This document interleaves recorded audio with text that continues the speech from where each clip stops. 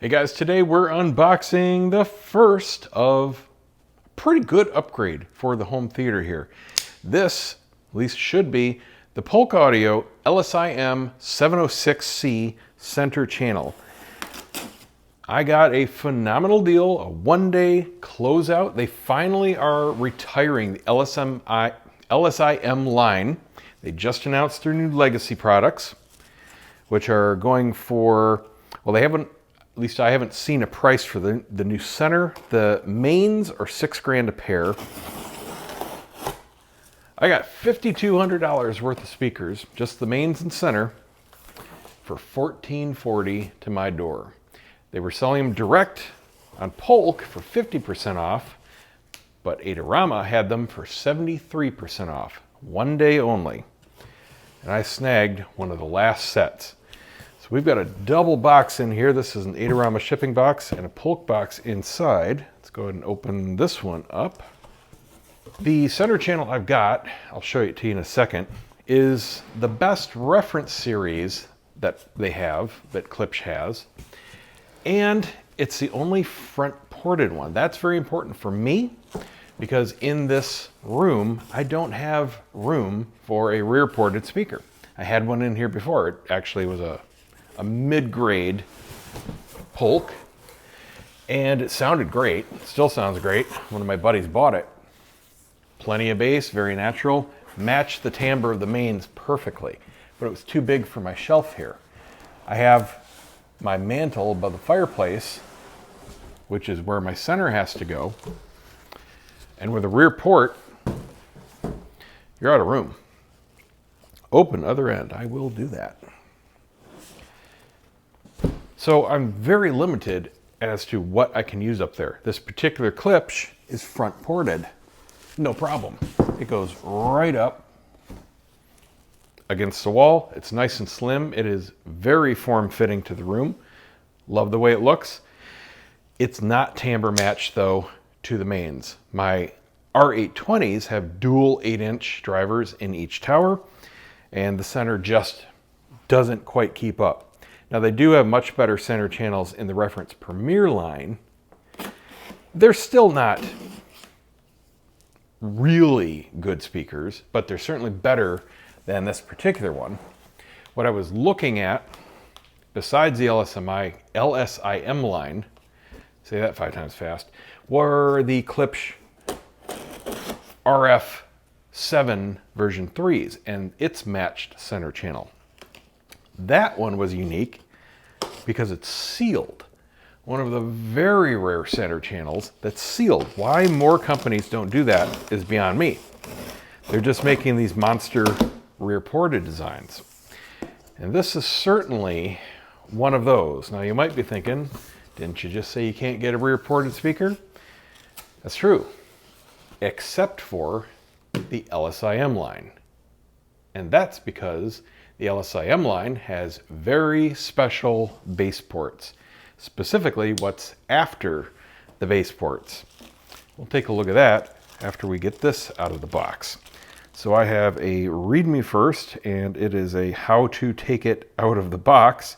It's basically open the top, flip it open, take the box off, take the cardboard out. Okay, we can do that again. Try not to drag anything on this table.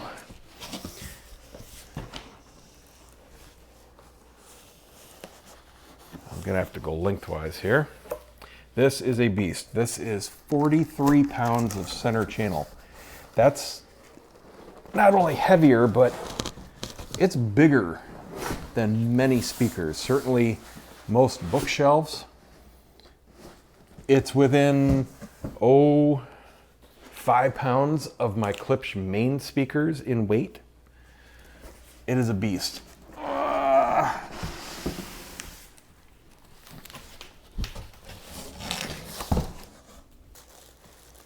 Now, like the Klipsch, we have a magnetic grill. I've heard these are quite bendable, so I'm going to be very careful with that. It does have a fairly rigid frame. I don't know how people could bend that unless you're stepping on it or something. I think the Klipsch are more flimsy, and I don't have any problem with those. Oh, that just plunked down on my finger, and that's, believe me, every pound of its rated weight.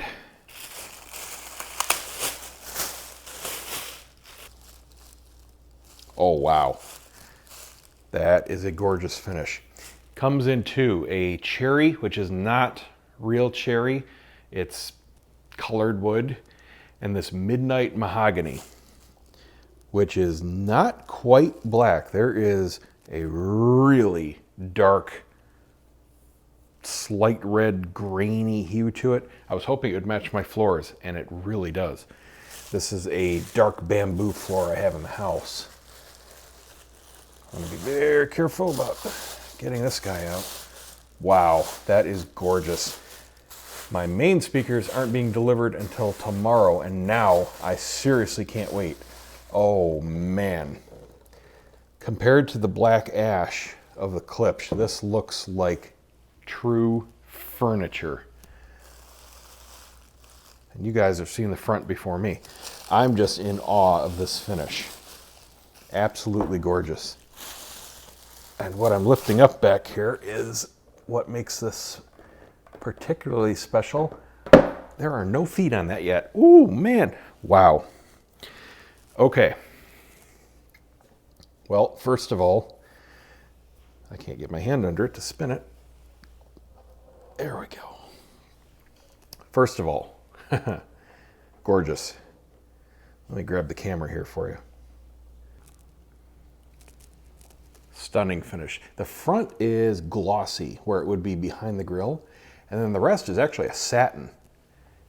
I'm not sure if the camera is going to pick up the slight, I mean it is slight red hue in there. I can only see it in certain light. When this room is dark, it's simply going to look black. You can kind of see it right there, just in the fringes of the light reflection. Tiniest bit of color. Does show fingerprints a little bit, but this is what made me really interested in this series. See that?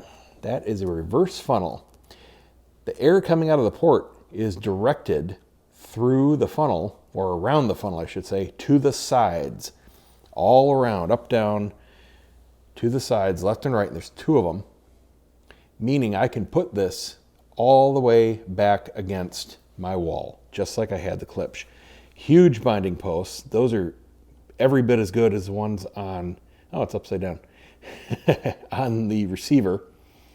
It is bi-amp and bi-wireable. I won't be doing either one of those. And they do give you nice big heavy gauge wires there. It looks like spades. Take a look at the front here. Another thing that makes this series stand out is the tweeter. It is not a standard soft dome tweeter. They call it a ring tweeter.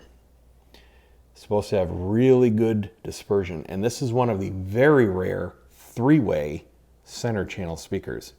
Two woofers, a mid-range, and the ring tweeter. Vast majority of them out there are two-way designs. Oh, that is gorgeous. I'm going to have to really debate keeping the grills on or off. The Klipsch, I could go either way. I wasn't really a fan of how they looked with them off, but this is gorgeous. So don't mind the gap. I've already raised the TV in preparation for getting this guy up there because it is twice the height of this Klipsch. It makes this thing look absolutely tiny now.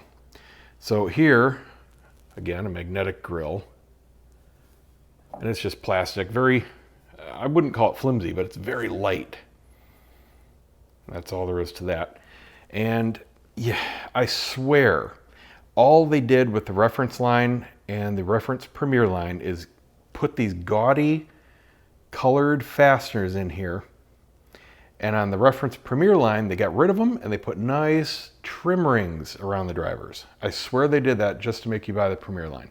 They sound identical to my ears. But I hate the look of these fasteners, especially on the center. It's not quite as noticeable on the mains, but this sounds great. It really does. It's very clear, but it's not timbre matched to the drivers, like I said, to the mains. And that's because this doesn't even go down to 80. So you're ending up having to either cross it over at 90 or live with something missing and cross it over at 80. The tweeter is the same horn-loaded tweeter that they use in the drivers, and it sounds great. I mean, you get that typical Klipsch sound, but you're never going to get much out of 3.5-inch drivers, no matter how many you put in there. There's 4 in here, and they all go to a shared forward vented chamber. Compared to this beast, not even close. There we go. I flipped it over right way. Put the rubber feet on the bottom. Love it. Let's put the grill on. Very nice, very nice. Very secure. You've got 2 pretty strong magnets, one centered on either end, and they just go to little metal standoffs on the speaker itself. Have to say I'm not really digging the Polk Audio logo. I might just black that out. You can't remove it. It's punched through the actual frame, so it's not like it just floats on the grill or anything. But I think it would look better just black. I don't want to draw attention to that right there.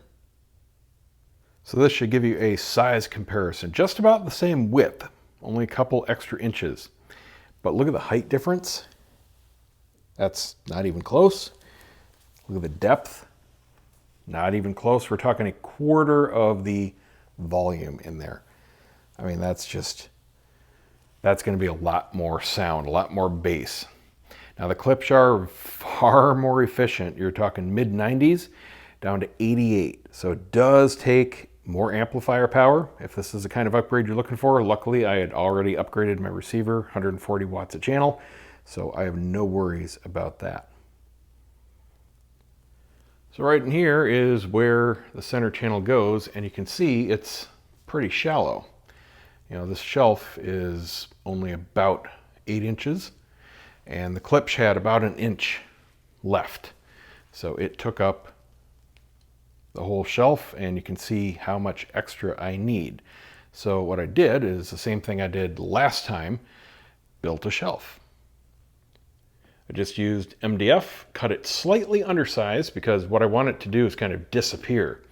So it should fit the feet fine, but you shouldn't see too much of it once installed. And all I need to do is figure out how far out I need it to go, and it screws right down into my mantle. You can see the 2 holes from the last time I had a shelf up here.